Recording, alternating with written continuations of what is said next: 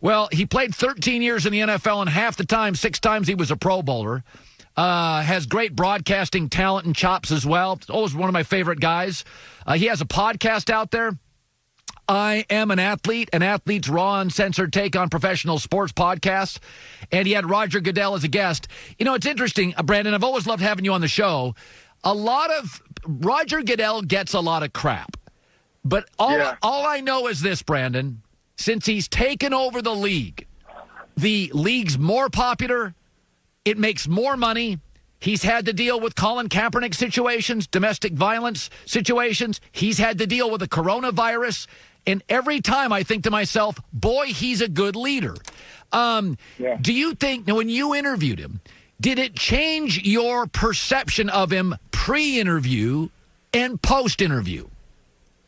Yeah, well, you know what? I'm with you. I'm with you on that point that he is a good leader. But rightfully so, he should be getting his ass kicked when it comes to, the public perception. Because he hasn't done a good job of showing who he is. Like, this is the Roger Goodell that I know. The one who jumps on my podcast and he hasn't shaved. He's in his, his man cave. This is what he should show. What he did for the draft, I think, was genius, and I think, took him to a whole nother level. Embracing the booze, just dressing it down. And I hit him up after the draft, and I said, you need to continue this. This is one of the best moves you've ever made. Because when you see Roger Goodell, you always see him buttoned up. You don't see him talking about culture. You don't see him doing other things. Because he is one of the best leaders I've ever been around.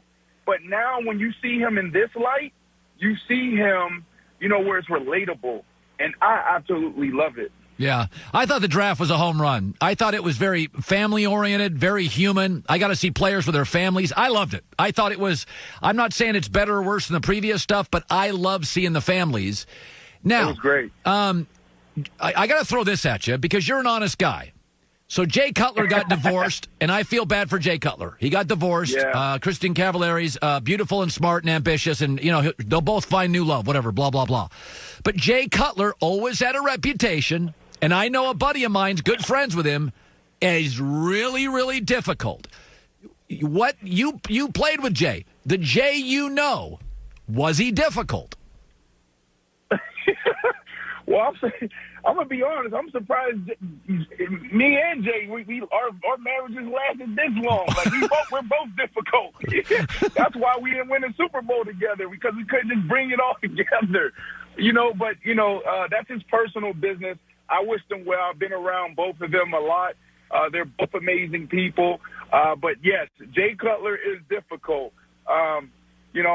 For me, it's like when you get older, you learn, right? So there's a lot of things that you have to learn to love.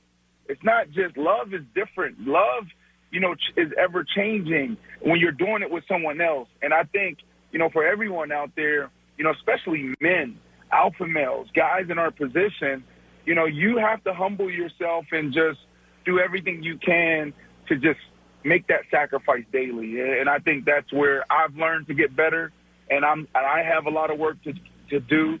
So hopefully we all can learn from this. Yeah, and I wish Jay the best, too. I was talking more about his career. People have said this about Aaron Rodgers. They've said Aaron's great, but Aaron can be prickly. Aaron can be difficult as a quarterback. When you played with Jay as a player, not the personal stuff, did you find him off-putting at times? Yeah, I think that's. I think we've talked about that a bunch. Jay is Jay. What's that mean? To get right, and that's what makes him loved in the locker room, and that's also what where guys push back in the locker room with Jay is because it's either you love him or you hate him. Yeah, Brandon Marshall's joining me. He's got a new podcast out.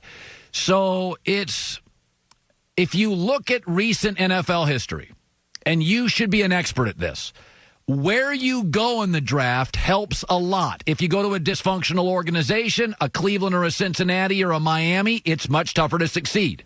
So you played with some really well-run organizations. Seahawks, Broncos are well-run organizations. Then you played for the Jets. Now, you did have a great year or two in New York. You had one great year.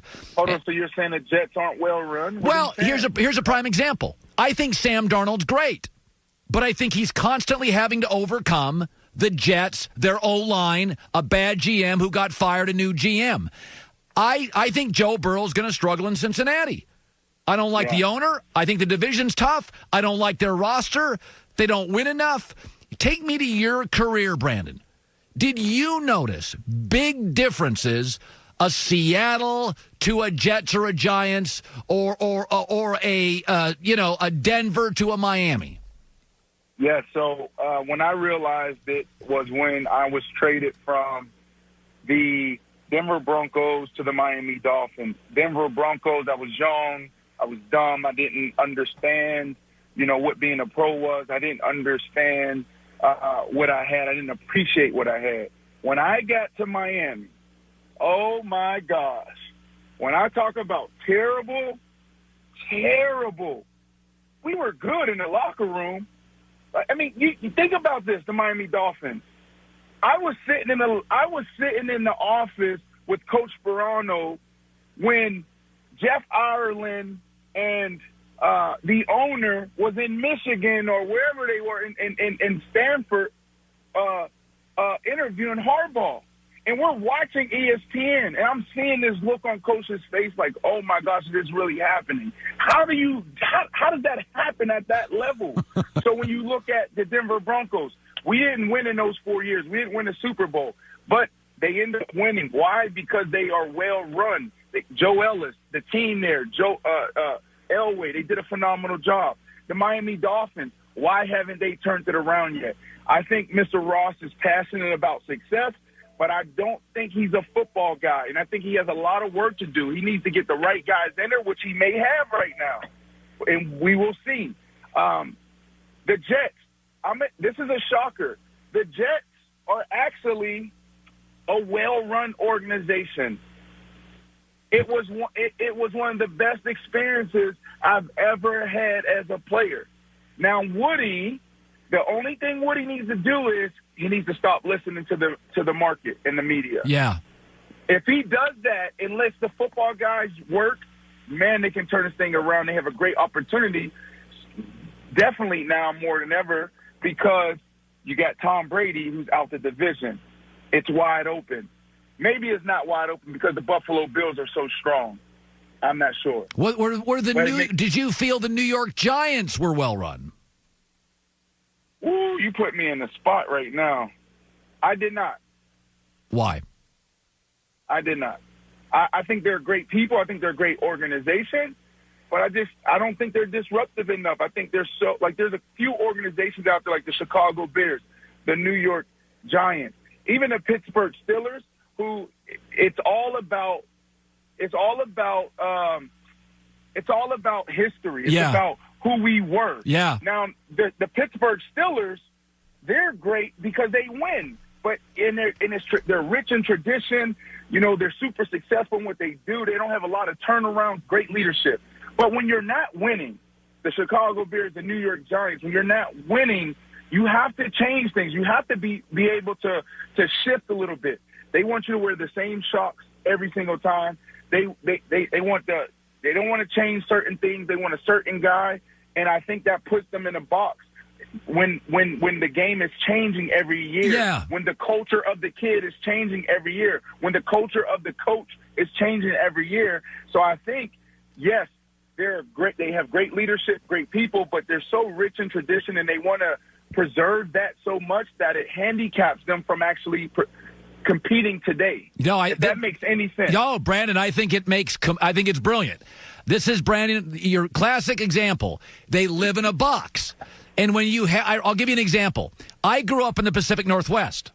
And so the University of Washington had a proud history. And I always argued they were trapped by it. Oregon had no history.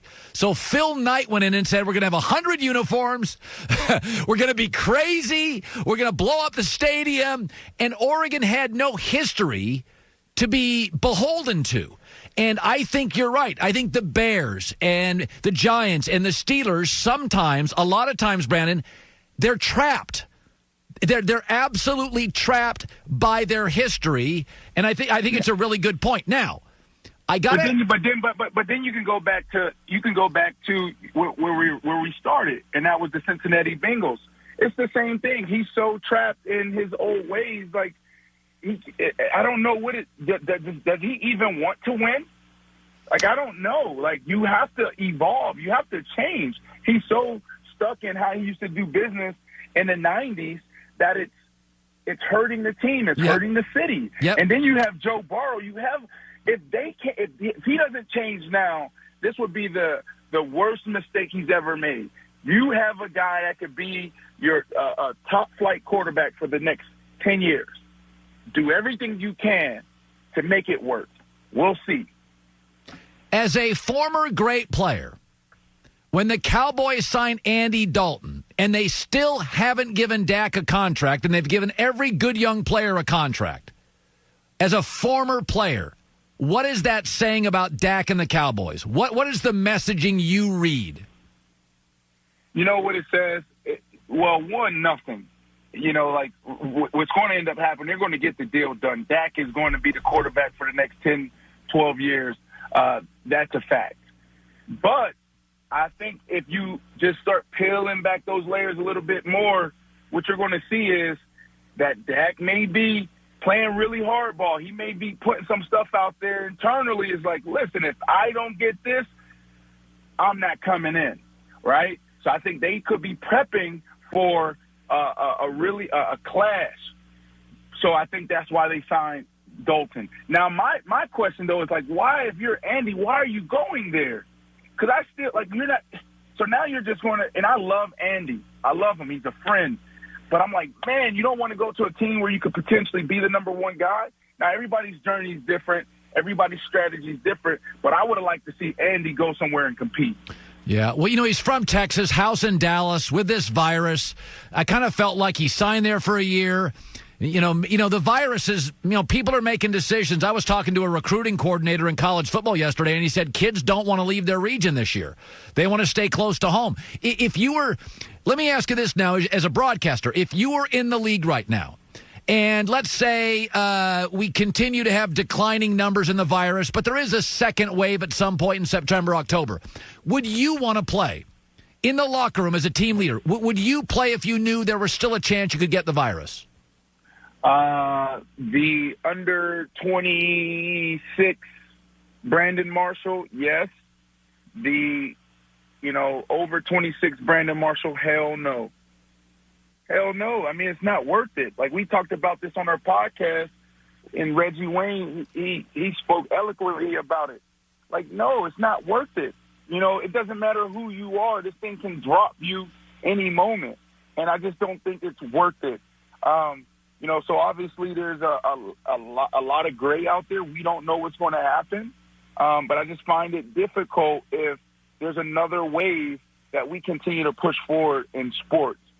Because I hate to say this, but, like, there's some news with Earl, right? Yeah. Like, that's his personal business, but, like, the only thing I think about is, what are you doing? April 12th, what are you doing?